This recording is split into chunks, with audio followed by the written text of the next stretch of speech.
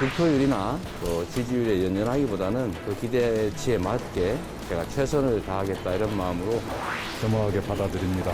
앞으로 남은 일정 모두 최선을 다하겠습니다.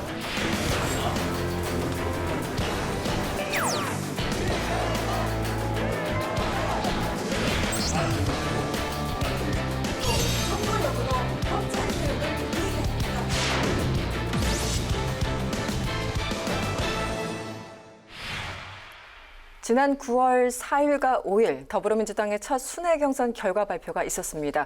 이재명 후보가 충청 지역에서 이낙연 후보와 큰 격차를 보이며 압승을 거뒀었죠. 이재명 후보의 대세론이 굳히게 들어갈지, 이낙연 후보의 역전극이 펼쳐질지 이번 주 12일 1차 선거인단의 투표 결과에 이목이 집중되고 있습니다. 지난 주말 민주당 충청권 경선에선 이재명 후보가 과반 압승을 거두며 초반 기세를 제압했습니다. 이제 대선 주자들은 다음 지역 순회 경선을 향해 발빠르게 움직이고 있는데요. 이 후보는 강원도를 직접 찾아 평화특별자치도 추진과 금강산 관광 재개 등 강원권 공약을 발표했습니다. 충청권 경선에서 큰 격차로 2위에 머문 이낙연 후보는 대구 경북 메가시티를 대한민국의 신제조업 수도로 만들겠다는 지역 맞춤형 공약을 발표하는 등 판세 뒤집기를 노리고 있습니다. 먼저 이번 결과 이재명 캠프 측에서도 우리도 놀랐다 이런 반응이 나올 정도로 정말 압승이었습니다. 대전, 세종, 충청 지역에서 누적 득표율 54.7% 1위, 그리고 이낙연 후보와는 25% 차이로 압승을 거뒀는데 어떻게 결과를 보셨습니까? 우선 이재명 후보 본인조차도 놀랍다라고 했습니다만 어쨌든 그동안에 이재명 후보가 갖고 있던 여러 가지 네거티브 공방에도 불구하고 지지율이 크게 오르내리지 않았다라고 하는 부분도 그런 것이 결국 대세론 쪽으로 움직이게 했지 않느냐 그렇게 생각이 들고요. 다만 이제 이 전체 우리가 예상하는 그 총선거인단 투표율까지 포함해서 봤을 때 이재명 후보가 받은 그 득표율이라고 하는 것이 아직은 2, 3%에 불과한 것이거든요. 그리고 또 하나는 당원들이 투표하는 거하고 실제적으로 선거인단이 투표하는 것에 좀 차이가 있을 수 있습니다. 왜냐하면 이것은 이제 선거인단은 비교적 어떤 특정 캠프의 지지하는 의원들을 통해서 혹은 사람들을 통해서 받아들인 선거인단이기 때문에 그것은 좀 집중보다는 좀 분산의 성격이 있을 수 있어서 이제 다음 10일 날 슈퍼 위크 때 60만 표 정도 되면 앞에 지금 3만 표하고는 한 20배 많은 부분이기 때문에 대세론을 결정짓겠다고 얘기하기에는 아직 이르다 그런 말씀을 드리고 싶습니다. 제가 김재현 최고께 이제 이재명 후보가 어느 정도 이 충청권에서 이겨야지만 정말 안심하고 갈 수 있는가 했더니 50이 넘느냐 안 넘느냐가 중요하다 그렇게 말씀을 해주셨어요. 이번에 50%를 넘었습니다. 어떻게 보셨어요? 이재명 후보 입장에서 단순히 충청권 그것도 당원 대의원 전체 총선거인단의 1, 2%에 불과한 인원이라고 하더라도 이재명 지사가 대세론을 형성하고 있다는 것을 전 국민 특히 이제 민주당 지지자들에게 강력하게 알려준 사건이거든요. 이런 것은 아마 아직까지 부동층으로 떠 있는 그런 유권자들에게는 엄청난 방향타가 되리라고 봐요. 저는 이재명 지사의 그 대세론이 현실적으로 표면화된 그런 사건이기 때문에 특별히 호남에서 이낙연 후보에게 몰표를 주지 않는 한 대세로는 계속 갈 거라고 봐요. 그리고 결선 투표까지 가지 않고 끝날 수도 있다고 보고 있습니다. 호남에 이제 이낙연 후보는 기대를 할 수밖에 없는데 지금 김재현 최고가 말씀하신 것처럼 호남에서 어느 정도 이겨야지만 이낙연 후보가 반전을 기대할 수 있을까요? 네, 압도적으로 호남에서 이겨야만 되겠죠. 전체적으로 호남이 갖고 있는 유권자 수가 꽤 크기 때문에 경북, 충청 이런 데서 이긴 거하고는 전혀 성격이 다릅니다. 그것이 가지고 있는 상징성이 숫자도 숫자이지만 우리 당의 기본적인 베이스가 호남이기 때문에 그러면 그것 자체가 이낙연에게도 기회가 있다. 호남이 이제 이낙연을 정했다. 라는 것이 연동해서 네. 경기도 표심이나 수도권 표심을 자극할 수 있기 때문에 이제 그런 가능성은 여전히 열려 있다고 보여집니다. 그런데 저는 생각만큼 그런 구도가 쉽지 않을 것이다, 이낙연 후보가. 왜냐하면 호남에서의 정세균 후보가 갖고 있는 표도 네네. 상당수 있고 네네. 여전히 호남에서조차도 네네. 이재명 후보가 앞서고 있기 때문에 현실적으로 압도적인 지지를 받기는 그렇게 녹록한 형편은 아니다. 그런 면에서 오히려 이재명 3, 이낙연 4, 정세균 2, 이런 식으로 된다 하더라도 네네. 그런 정도의 수준으로 가지고는 이재명의 대세론을 꺾기는 쉽지 않을 것이다. 그렇게 보여집니다. 표 분석을 해본다면 이번에 충청권에서 보면 이제 내심 이낙연 후보나 정세균 후보 이런 분들은 여론조사하면 이재명이 압도적이지만 소위 말하는 이제 당원들 또 강성 친문들은 우리 편일 거야라는 기대감이 사실은 있었잖아요. 그런데 이번에 보면은 권리당원도 50% 넘었고요. 어떻게 보였습니까? 분석을 좀 해주시죠. 실제로 이제 대의원들 또 당원들은 당에 대한 충성도가 좀 강하거든요. 그러니까 누가 그 가장 본선에서 경쟁력이 있느냐 막 그렇게 생각을 하고 몰린 것 같아요. 제가 봐서 이재명 지사의 그 조직표에 의해서 과반수를 얻었다고 보지는 않거든요. 제가 보기에는 당원들이 정권이 연장되어야 된다는 생각을 갖고 전략적으로 투표를 하다 보니 이재명 후보에게 좀 쏠린 거라고 보는데, 이것은 호남의 유권자들이 전통적으로 가장 전략적으로 투표하는 네네, 그렇죠. 분들이다. 더 나가서 한 방향으로 몰아주는 그 특성이 있는데, 그렇다면 사실 이낙연 후보나 또는 정세균 후보가 호남에서 선전하기가 좀 어렵다라고 볼 수 있는 지금 단서가 되고 있죠. 어떻게 보였어요? 대의원과 권리당원들은 그래도 소위 말하는 강성 친문은 반 이재명 이런 약간의 이제 등식 같은 게 성립됐었는데 지금 표 분석을 해보면은 딱히 그렇지도 않습니다. 네. 강성 친문이 강한 목소리를 내지만 네. 수적으로 많지는 않단 말이에요. 사실은 강성 친문들은 이낙연이나 정세균을 찍었을 가능성이 많지만 여전히 실제적으로는 작습니다.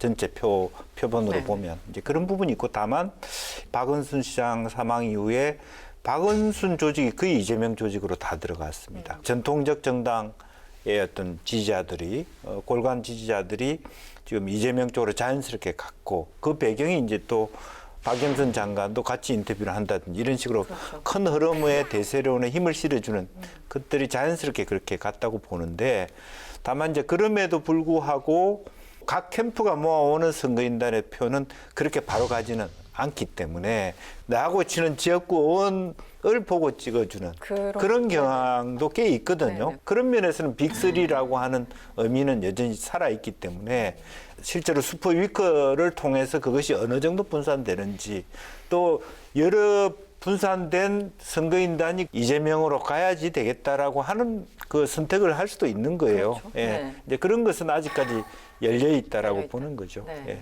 이번에 2위 이낙연 후보 누적 득표율이 28.2%, 이재명 후보에 비해서는 좀 민망한 숫자인 건 사실입니다.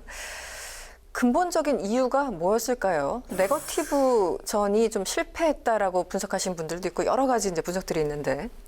코로나19로 전 국민들이 거의 집단 우울증에 빠져 있거든요. 이런 상황에서 국민들이 보기에 대선 주자들이 과거에는 예를 들어 연애하고 싶은 남자, 아주 그 멋있고 네. 또 상냥하고 젠틀해 보이고 네. 이런 분이 각광을 받았거든요. 역대 대선 주자들 보면. 그런데 이제 경제가 위기에 처한다든가 사회 전체에 혼란이 온다든가 이럴 때는 강력한 리더십, 더 나아가서 갱스타 영화의 그 주인공처럼 네. 그런 분이 더 각광받아요. 좀 카리스마 있는. 그렇죠. 전 네. 세계적으로도 보면 전시에 등장하는 그런 지도자와 아주 태평성대에 등장하는 그런 지도자가 많이 다르거든요. 지금 우리 사회 전체가 좀 강성 인물을 오히려 지도자로 원하는 것 아닌가, 저는 그런 생각이 좀 있어요. 그래서 사실 우리 당의 경우도 윤석열, 홍준표 이런 분이 강한 이미지잖아요. 민주당에서도 사실 이재명 지사가 뭔가 눈에 띄거든요. 근데 도대체 이낙연 후보는 그런 면에서 자신이 뭘 하려는 건지 보여준 게 하나도 없어요. 네. 지금 뭐 사실 엄정하게 지켜볼 때가 아니죠. 행동할 때죠. 그런 면이 사실 실패하지 않았나. 이제 좀 전략을 바꾼다면 네거티브를 하지 않겠다는 것이 아니고 행동에 옮길 그런 타이밍이 아닌가 싶어요. 이재명 지사가 내놓는 공약들 보면 기본 3종 세트가 다 제가 보기에 나라를 망칠 공약이다 이래 싶어도 네. 남아있단 말이에요.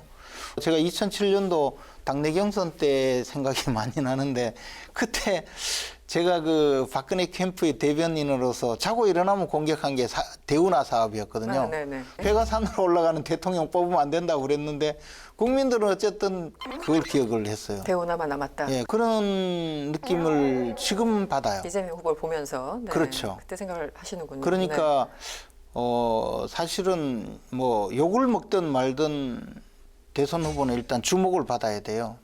근데 이낙연 후보는 그에 실패했고 정세균 후보는 더더욱이 제가 보기에 대한민국 정치인 중에는 최고의 스펙인데 네, 네. 뭐 하고 계시는지 모르겠어요. 김영주 의원이 지금 울고 계십니다. 네. 그런 것이 지금 지지율로 나타나는 것 아닌가 생각이 돼요. 분석에 어떻게 대체적으로 네, 동의하시나요? 뭐 부분적으로 네네. 동의를 하고요. 우선은 그 첫 번째가 이낙연 후보의 경우에는 온건함, 부드러움이라고 하는 것이 국민이 원하는 것이 아니다. 시대의 흐름에서는 아주 강력하고 성과를 내는 지도자를 원하고 있다. 그런 면에서는 당내 당원들에게도 공격을 당하는 지점들이 많다라는 것이고요.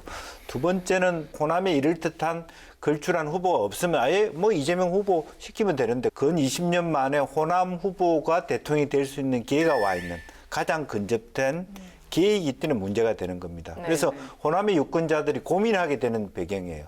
김대중 이후에 간절함이 있는 거죠. 그렇죠. 예. 네. 그런 그 간절함 속에서도 강력하게 호남에서 지지를 받지 못하고 있다. 여전히 여론조사를 보면 어떤 경우에는 호남에서도 지는 나온다는 것이 이제 두 번째 핵심적인 어떤 면에서는 약한 골이고요. 세 번째는 아이덴티티의 문제, 네. 즉 노무현 탄핵 때 참여했냐 안 했냐는 것이 여전히 명쾌하지 않는. 그렇죠. 예. 네. 그래서 실질적으로 이재명이 반노무현 즉 정동영계라고 하는 것을 공격할 수 있는 위치에 있지 않다라고 하는 그런 측면이 있고 또 네거티브를 강하게 했지만 그것은 또 본인 후보 이미지하고 안 맞는 것입니다. 그렇죠. 네거티브를 하는 분들 즉 뭐 예를 들면 신경민 전 의원이나 서른 의원도 당원들이 보기에 매력적인 인물이 아니다. 그런 몇 가지 요인들이 지금 중점적으로 후보의 다리를 붙잡고 있지 않느냐 그런 네. 생각이 듭니다. 저는 그래도 서른 의원이 최근에 그렇게 매력적으로 보인 것은 정치권이 들어와서 처음이었어요. 처음입니까? 왜 갑자기 매력적으로 보였을까요? 아주 훌륭한 말씀 많이 하시네요. 알겠습니다. 네, 그 필터 거쳐서 듣겠습니다. 지금 지난 6일 일정 취소까지 하면서 이낙연 후보가 이제 고심 모드로 들어갔고 지난 7일에는 네거티브 일체 중단하겠다라고 선언을 했어요. 그리고 이번 결과를 겸허하게 받아들인다라고 했는데 저는요, 네. 그 네거티브를 중단하겠다 이것도 정말 바보 같은 일이라고 생각해요. 그러면 지금까지 네거티브 한 게 되잖아요. 그렇죠. 반증이 제가 그거 보고 되면서. 잘못된 네. 잘못된 방향으로 가고 있다 싶은 게 뭐냐면 지금까지 나는 분명히 옳은 말을 했는데 아직 유권자들이 잘 못 알아들었으니 네. 좀 더 쉬운 말로 하겠다 네, 하고 네. 하지 않아도 충분하거든요. 더 또 하나의 이상하다. 문제는 그럼에도 불구하고 네거티브가 중단되지 않을 것이다. 오히려 네거티브가 더 센 네거티브가 나올 거라고 봐요. 예. 아, 오히려 앞으로. 예, 예. 네. 네거티브 할 게 많잖아. 그 전에 이미 뭐 논의되어 있는 것 중에서 네. 지금 네거티브다운 네거티브는 나오지도 않았다. 아직 시작도 안 했다. 네. 아니, 이미 그렇기 때문에 그동안의 네거티브도 표적을 정확하게 맞추지를 못했어요. 그동안에는 네거티브가 아니고 헛발질이었다. 그렇게 봐야죠. 헛발질이었다. 알겠습니다. 제대로 한번 해보세요. 제대로 한번. 네, 적나라하게. 그 12일에 1차 슈퍼위크라고 하죠. 1차 슈퍼위크가 지나면서 정말 대세론이 굳혀지느냐 아니면 이 후보가 반전을 꾀하느냐 어떻게 보면 굉장히 중요한 건데 지금 두 분 의견이 약간 좀 달랐던 것 같아요. 확실히 이재명으로 가는 분위기다. 아직은 열려 있다. 계속 이런 입장을 아직 유지하시는 미련이 건가요? 남으셨어요. 네, 미련이 남으셨어요. 네, 저는 뭐 9월 사실 12일까지는 아직까지 네. 모릅니다. 아무도 이제, 모른다. 예. 그런데 다만 이재명 후보가 막 2위가 되거나 3위가 된다는 뜻은 아니고요. 제가 봤을 때는 1, 2, 3위는 그대로지만 상대적으로 예를 들면 정세균 후보가 지금 현재 가지고 있는 그런 여론조사보다는 훨씬 말하자면 선거인단을 많이 모을 수도 있다. 즉 3위의 그 포션이 늘어남으로써 1위가 일방적으로 막 50%, 60% 가지는 것을 차단하는 효과를 갖고 있기 때문에 네. 그런 얘기를 하기는 네. 좀 아직은 이르다는 것이고 네. 그런 의미에서 1, 2위 표 차이보다는 2, 3위 표 차, 특히 3위가 바짝 2위를 추격한다든지 이런 부분이 있을 수 있기 때문에 그 표 자체가 1위가 가질 수 있는 표를 줄이는 그런 효과는 있을 것이다. 여기서 말씀하시는 거 3위는 이제 정세균 후보를 네, 말씀하시는 네, 거고요. 네, 네. 아니 근데 정세균 후보께서 사실은 추미애 후보와 큰 뭐 몇 표 차로 3위가 되셨잖아요. 근데 이제 아예 3위를 기정사실화하고 2위를 추격한다 이렇게 말씀하시는 거예요. 그 근거는 뭐냐 하면 예. 추미애 후보 옆에 의원들이 얼마나 있느냐, 정세균 후보 옆에 의원들이 얼마나 있느냐의 차이가 너무 크다는 거예요. 정세균 후보 측에 갖고 있는 그 캠프에 있는 의원들이 그 포텐셜, 잠재력이 꽤 있다는 것이죠. 네. 제 표도 있는데 추미애. 예, 예. 맞아요. 그래봤자 한 김재현 표라는 것이죠. 그것도 찍을까 말까 아직 찍지도 않을 걸로 보이는 안쓸 표라는 것으로 거죠. 예. 추정됩니다. 김재현 의원께서. 너무 무시하는 무시해도 되는 표라는 거죠. 한 표를 너무 무시하는 거예요. 지금 김재현 최고가 얘기하신 것처럼 최고 스펙까지 우리 정세균 후보는 제가 김영주 의원한테 굳이 질문 안 할게요. 왜 이렇게 안 뜨는 걸까요? 어떻게 보십니까? 더 문제가 있잖아요. 더 지금 문제가 뭐죠? 아까 말씀드렸듯이 갱스타 영화의 두목이 아니고 카리스마. 아니 저 국회의장까지 지내고 총리를 지낸 분은 앞으로도 안 나올 거예요. 근데 이제 지금 코로나19 때 방역 사령관이라고 하면서 무지무지 노력하셨잖아요. 근데 국민들 눈에는 왜 성가시게 저분이 나와서 자꾸 쓸데없는 소리 하나 이런 느낌이었거든요. 신뢰를 못 줬다는 거죠. 괜히 뭐 총리를 파세요 이래가지고 며느리들 총리 팔고 저 추석대회 가지 말라고. 네. 네네. 근데 대한민국의 태댁들 중에 시어머니한테 전화해서 그럴 사람 누가 있습니까? 그래서 다 웃음거리 됐잖아요. 실제로 국민들에게 이 코로나19 현장에서 가장 그 기여를 못한 분 그러면서 숟가락 들고 나선 분 이렇게 오히려 각인이 돼버렸죠. 현 상황의 특성을 좀 잘 이해를 하셨으면 훨씬 나아지지 않았을까 그런 생각이 들어요. 저는 저 의견은 전혀 동의를 할 수가 없고요. 없습니다. 예. 그러니까 다 제껴놓고 네. 대통령이 되면 잘할 뿐 하면 그래도 정세균 후보가 그 안에 들어가 있거든요. 그것으로 대신하겠습니다. 대통령이 되면 국민을 성가시게 할 뿐. 네. 의외의 지점에서 두 분이 격돌하시네요. 네, 알겠습니다. 무시해도 될 만한 지점에서 격정. 네, 앞으로 진행되는 더불어민주당 지역 순회 결과 저희들이 기회되는 대로 알려드리겠습니다. 이번 주 빅데이터 알아보겠습니다. 빅데이터로 여론을 읽어봅니다. 이번 주에는 경선을 주제어로 빅데이터를 조사, 분석했습니다. 8월 30일부터 9월 5일까지 일주일 동안 12개 채널 20만 개 이상의 사이트에서 집계한 경선의 총 정보량은 약 6만 3천 건으로 나타났습니다. 경선 연관어 중에서 지난주 급상승한 단어들을 살펴봅니다. 1위는 선관위원장입니다. 국민의힘이 당 대선 경선 여론조사에 역선택 방지 조항 도입을 놓고 갈등을 겪었는데요. 이 과정에서 정홍원 선관위원장은 사의를 표명했다가 번복하기도 했죠. 선관위는 역선택 방지 조항을 도입하지 않기로 최종 결정하고 보완책을 내놨습니다. 1차 예비경선 투표에 당원 투표 20%를 반영하고 최종 후보 선출을 위한 여론조사에서는 본선 경쟁력을 묻기로 하면서 선관위원장이 연관어 1위로 집계됐습니다. 2위 권리당원, 4위 대세, 5위 네거티브는 모두 더불어민주당 지역 순회 경선과 관련된 연관어입니다. 충청 지역 순회 경선 결과 이재명 후보가 1위로 압승을 거뒀는데요. 본선에서 이길 만한 후보를 밀어주자는 권리당원들의 전략적 판단이 작용한 것이라는 해석이 나오면서 권리당원이 2위로 나타났습니다. 4위는 대세인데요. 이재명 후보는 첫 경선 지역인 충청 지역에서 이틀 연속 과반 득표를 기록하면서 이재명 대세론을 입증했다는 평가를 받았습니다. 반면 이낙연 후보는 경선 직전까지 이재명 후보의 여러 의혹에 대해 집중 공세를 펼쳤지만 기대했던 효과는 보지 못했습니다. 이 때문에 이재명 후보를 향해 펼쳤던 네거티브 전략은 수정이 불가피하다는 평가가 많이 나오면서 네거티브가 5위로 집계됐습니다. 3위는 고발입니다.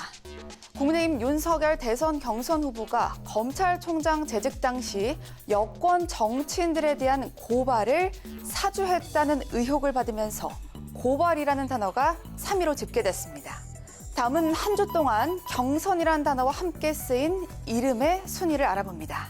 가장 많이 언급된 인물은 2만 2천여 건으로 집계된 이재명입니다. 충청 지역 순회 경선에서의 압승으로 언론의 집중 조명을 받았죠. 이 후보는 득표율에 연연하지 않고 최선을 다하겠다며 끝까지 원팀 정신을 지켜내겠다고 강조했습니다. 2위는 이낙연입니다. 이낙연 후보는 이번 결과를 겸허히 받아들이겠다고 짧은 심경을 전하면서 총리로서 문재인 대통령과 가장 많이 대화했다. 그 철학을 계승할 것이라고 밝혔습니다. 친문 표심을 결집해 다가올 호남 경선에서 반전을 노린다는 전략입니다. 3위는 윤석열, 4위는 홍준표, 5위는 유승민입니다. 앞서 살펴본 대로 국민의힘이 역선택 방지 조항을 놓고 윤석열 예비후보는 찬성, 홍준표, 유승민 예비후보는 반대 의견을 내놓으면서 갈등을 빚었는데요. 홍준표 후보가 차기 대선 후보 적합도 조사에서 윤석열 후보의 지지도 격차를 오차 범위 내로 좁혔다는 뉴스도 관심을 끌었습니다. 국민의힘 경선 후보들끼리 현안마다 격돌하고 경쟁하면서 경선 관련 뉴스에 나란히 이름을 올렸습니다. 지난 한 주 대선 후보 경선 관련 이슈를 빅데이터를 통해 확인해봤습니다.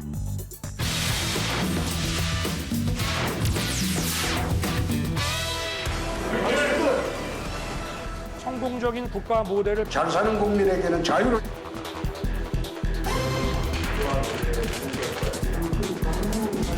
세계가 전부 신상 채용을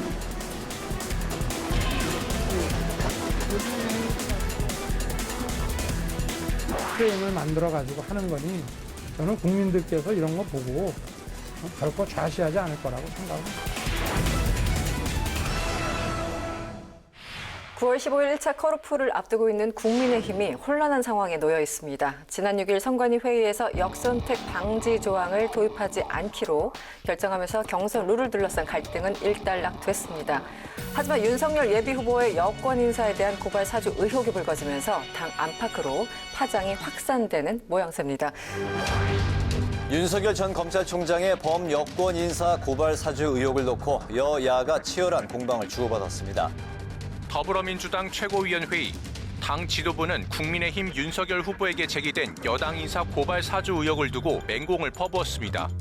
민주당은 특히 공개된 고발 사주 문건을 통해 검찰과 야당의 공모 결탁 가능성이 분명해지고 있다며 감찰이 아닌 당장 수사로 전환해야 한다고 촉구했습니다. 국민의힘 지도부는 야당과 대선 후보를 겨냥한 정체불명의 정치 공작이라고 맞섰습니다. 윤석열 후보도 여당을 향해 정치 공작을 상시로 해온 사람들이라고 비판하며 국민들이 보고 좌시하지 않을 것이라고 강조했습니다. 먼저 지금까지 많은 일들이 있었습니다. 날마다 일이 더 커지는 그런 상황이고 급기야 지난 8일에는 김웅 의원이 직접 기자회견까지 열었습니다. 그럼에도 불구하고 많은 의혹이 해소되지 않은 그런 느낌인데 일단 지금까지의 상황 김지원 최고께서 어떻게 보고 계십니까?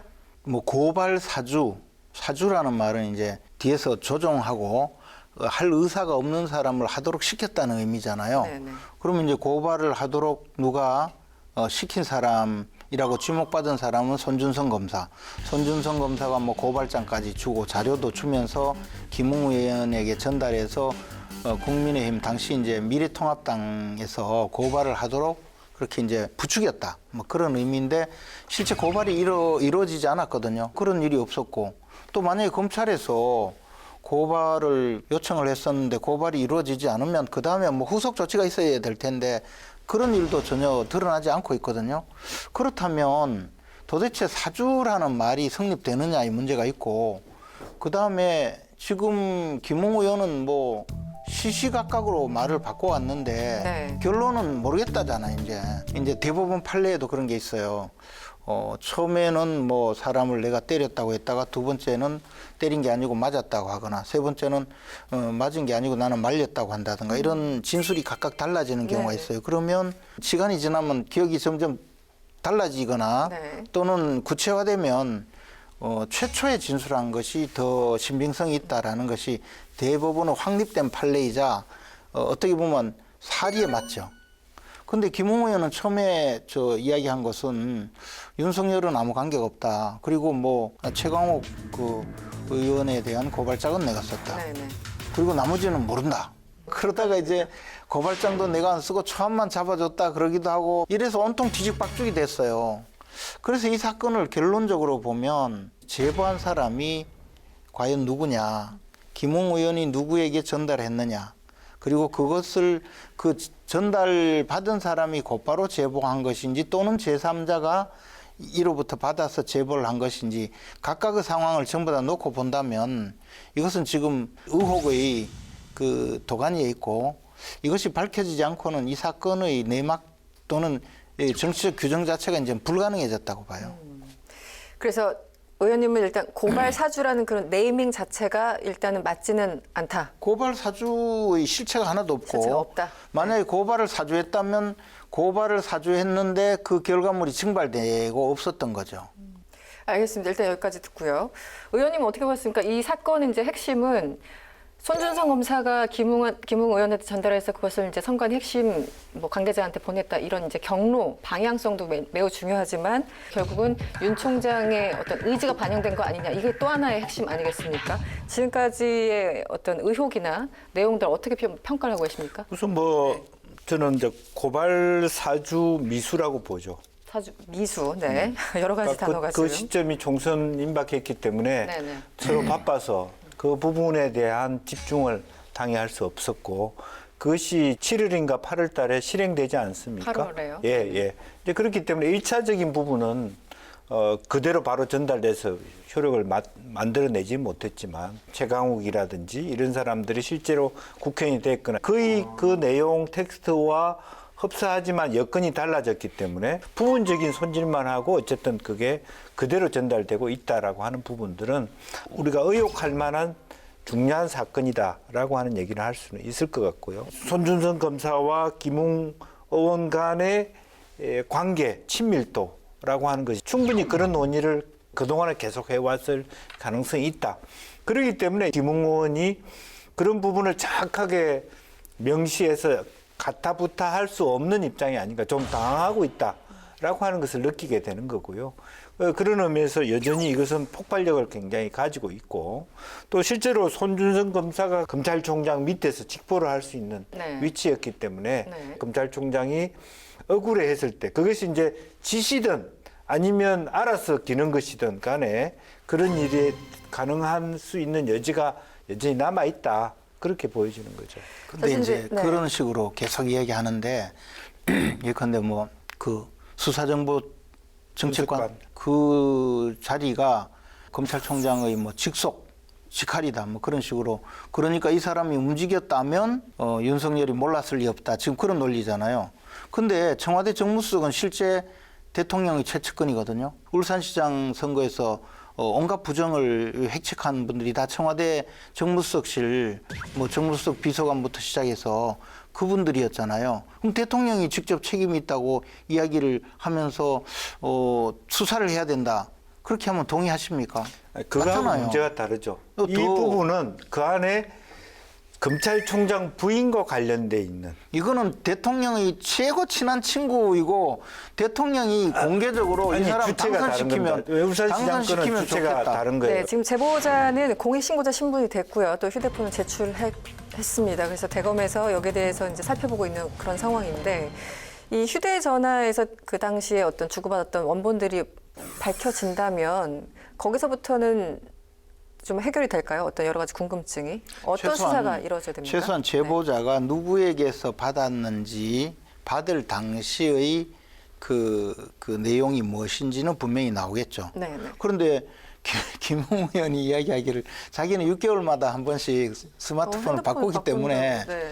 무슨 죄를 그렇게 많이 짓고 사는지 몰라도 네. 그분이 좀 흥미로웠습니다. 예, 하여튼 그래서 자기는 남아있지도 않고 또 계정도 폭파하기 때문에 그것도 남아있지 않다. 뭐 그런 주장을 했거든요. 그리고 이게 텔레그램을 사용했다고 하는데 아마 텔레그램의 운영사가 누구에게서 계속 이어졌는지를 찾아내 주지도 않을 거예요. 그러면 결국은 김웅 의원에게서 받았다면 김웅 의원이 발신자라는 것만 확인이 되고 김웅 의원이 전달했던 사람으로부터 뭐 거쳐서 전달을 받았다면 바로 직전의 발신자의 신원만 나와요. 그러니까 이게 제가 보기에 뭐 휴대전화를 제출했다고 해서 100% 나오는 것도 아니고 저는 다만 이 사람이 실체가 당시 미래통합당 선대위의 핵심 인사였고 그 사람에게 전달했는데 그 사람이 이 사안에 대해서 지금 제보를 했다면 그러면 보다 많은 정보가 나올 수 있겠죠. 그때 당시 상황이 어땠는지 이것을 받아서 어떻게 처리했는지. 그런데 아직까지 확인되는 건 없어요. 이 휴대전화를 가지고 대검에서는 어느 정도 밝힐 수 있다고 의원님께서는 보십니까? 글쎄요, 의외로 장시간에 걸쳐서 많은 것을 해결하지 못할 수도 있습니다. 지난번에 뭐 금원유착 문제도 채널A 문제도 사실 명쾌하게 밝혀진 부분이 없지 않습니까? 본질을 엄격하게 이렇게 파들어갈 수 있는 시원한 결과가 안 날 수 있고 더군다나 이 핵심 관련자라고 할 수 있는 김웅 의원조차도 6개월마다 한 번씩 휴대폰을 교체한다고 얘기한다 그러면 그런 기기를 통한 해명보다는 어쨌든 대질 신문이라든지 이런 것을 통해서 해 나갈 수밖에 없지 않느냐 생각이 드네요. 참고적으로 제가 보기에는 김웅 의원이 자신의 사법적인 책임에 대해서 더 관심이 있는 것 같아요. 처음에 이야기하던 것과는 사뭇 달라지는 것이 사법적으로 자신의 책임을 줄이기 위해서 이야기를 시작을 했다면 이제 진술을 안 바꿀 거예요. 그렇게 되면 이 사안이 결국 사법기관에서 밝혀야 되는데 이게 과연 무슨 죄에 해당되는지도 한번 생각해 봐야 돼요. 무슨 죄가 될까요, 이게? 어떤 죄를 적용할 것인가? 죄가 전혀 없죠. 죄가 되질 않아요. 김웅 의원만 한정해서 봤을 때요? 김웅 의원은 죄가 안 돼. 그러니까. 예를 들면 저한테도 우리 당에 접수해달라고 수많은 문서가 올 수 있는 것 대신 전달해 준 게 죄가 되지는 않지 않습니까? 그 부분에 대해서 김웅 의원도 계속 강조를 하고 있습니다. 단순히 만약에 받았다면 전달만 했을 뿐이다. 내가 무슨 관련이 있느냐 이렇게 얘기를 하고 있긴 하죠. 다만 그 상대가 제보를 한 주체가 검찰이라는 것이 가장 큰 문제고 만약 만에 하나 조사를 했을 때 이번에만 그랬냐 그동안의 두 사람의 관계가 일회성이냐 여당과의 갈등 속에서 야당을 검찰이 활용했느냐 그렇게 갈 수 있는 폭발력이 엄청나게 큰 거거든요. 지금 그 변호인의 입장에서 보면 김웅 의원은 상당히 현명하게 대처한다고 봐요.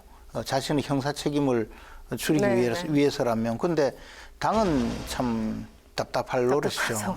빨리 밝히고 자기 책임이 있으면 정치적 책임도 지고 제대로 알려줘야 우리도 대처를 하는데 이제는 저렇게 나오면 굉장히 좀 괴로운 상황이 돼버렸죠. 김재현 최고가 아마 이제 그 질문을 많이 받으셨을 것 같긴 한데요. 지금 제보자가 어떤 특정 캠프에 있다라는 어떤 보도들이 이제 나오고 있고 또 하나의 논점은 이 내부 암투에 대해서도 얘기하시는 분들이 꽤 있지 않습니까? 이 부분은 어떻게 보십니까? 그 부분에 대해서는 김웅 의원이 정리를 했어요. 당 밖에 있는 황당한 캠프에 소속되어서 있다. 그리고 그 사람이 왜 이러는지 내가 다 알고 있어서 제보자를 밝히면 어떤 세력이 개입되었는지도 알 수 있다. 그런 상황이 되었는데 어쨌든 당내의 어떤 후보들이 각축을 벌이는 과정에서 나온 사안이라고는 보여지지 않아요. 적어도 제보자 그분에 대해서 가장 지금 잘 알고 있는 사람은 김웅 의원이거든요. 그렇겠죠. 그리고 김웅 의원이 자신과 관련된 거 외에 다른 부분까지 굳이 거짓말을 할 이유는 별로 없어요. 그런 상황을 제대로 고려한다면 지금 이 사안은 외부의 적이 개입해서 경선 버스는 세우고 뉴스 버스를 굴러가게 한 네. 그런 사건이다. 그런 이렇게 사건이다. 보죠. 그러니까 제보자가 당 밖에 있다 하더라도 사실은 이제 그것이 다른 후보가 윤석열 후보를 공격하는 거리는 되지 않습니까, 사실. 그리고 또 김웅 의원이 또 몸담고 있는 캠프의 후보한테도 적지 않은 악영향을 끼칠 가능성이 많거든요. 그런 의미에서 이게 외후 내환 네. 네. 그런 부분이 될 가능성도 많다 그렇게 봅니다. 알겠습니다. 이분 질문을 좀 드려야 되겠어요. 홍준표 예비 후보 레드홍님께서 요즘 굉장히 각광을 받고 있습니다. 다시 보자 레드홍 이렇게 사람들이 얘기를 하고 있는데 일부 조사에서 보면은 이재명 후보와 가장 양자 대결도 붙였고 일부 여론조사에서는 또 이기는 것으로 나왔습니다. 지금 홍준표 의원의 어떤 상승세 어떻게 분석하고 계십니까? 홍준표 후보의 상승세는 1차적으로는 어쨌든 윤석열 후보가 갖고 있는 부정적 측면이 없지 않아 있다. 후보 리스크, 가족 리스크 이런 것들이 친야 지지자들 사이에 하나의 조금 우려스러움이기 때문에 계란은 한 바구니에 넣는 게 아니다. 네. 분산 투자를 하고 있다라고 하는 부분이고요. 또 하나는 그 검찰총장 시절에 윤 후보가 가졌던 시원한 목소리, 아주 칼날 같은 이야기들이 후보가 된 순간 사라져버리고 그 이미지를 홍준표 후보가 다 갖기 시작했다. 또 하나는 입당 과정부터 최근에 이르기까지 당대표와의 본의 아닌 어떤 밀당 또 갈등 관계로 인해서 말하자면 당대표를 지지하는 20, 30회들이 그 당대표를 지원하고 있는 홍준표 후보를 묻지마식으로 지원하기 시작했다. 이제 그러면서 이게 중청적인 어떤 엑셀레이트를 주었다라고 봅니다. 그러니까 20, 30대 때문에 갑자기 이렇게 올라왔다고 말할 수는 없는 것이고 또 실제로 현 상황에 대한 모든 질문에 대한 답변이 말하면 윤석열 후보는 기승전결 이렇게 길게 장황하게 가다가 말실수들이 있는 반면에 홍준표 후보는 아주 간결하게 착하게 얘기해 주거든요. 그런 면에서 여전히 이 윤석열 후보가 갖고 있는 맥락 지수가 떨어진 부분을 정확하게 홍준표 후보가 캐치하고 있는 거 아니냐 그렇게 생각합니다. 홍준표 예비 후보 이 상승세가 어쨌든 수치상으로 보면 굉장히 많이 올라가고 있는 게 수치상으로 네. 정도가 아니고 실질적으로 네. 지역에서도 분위기가 많이 달라졌어요. 그리고 또 언론에서도 보면 전에는 홍준표 대표 화난 얼굴 막 그 찡그린 얼굴을 사진으로 내다가 요즘 아주 온화하고 웃는 얼굴, 밝은 얼굴로 네. 이 사진도 바뀔 정도로 맞습니다. 사실은 분위기 전체가 네네. 달라진 게 틀림없고 홍준표 의원도 과거 강한 말씀보다는 합리적이고 또 들을 만한 이야기를 자꾸 하고 있어서 상승작용을 많이 일으키고 있어요, 지금. 우리 당으로서는 어쨌든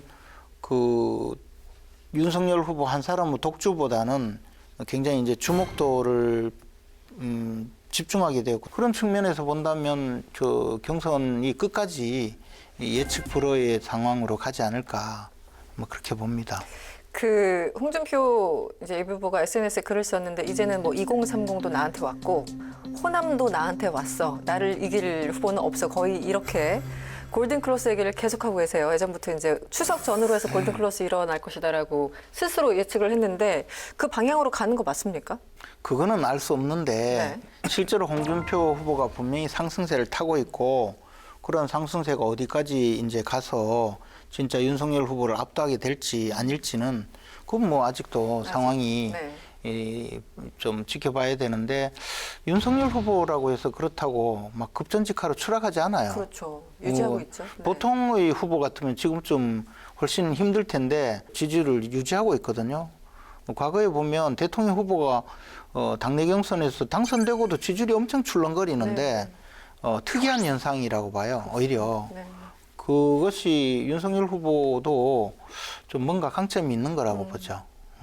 아마 우리 당 지지자들에게는 지난 한 1년간 문재인 정권에 제대로 맞서서 성과를 내면서 싸워준 사람은 윤석열이다, 이런 그 인상이 짙게 배어 있는 것 같아요. 그래서 그런 측면에서 본다면 일종의 그 제대로 된 싸움이 되지 않을까 봐요.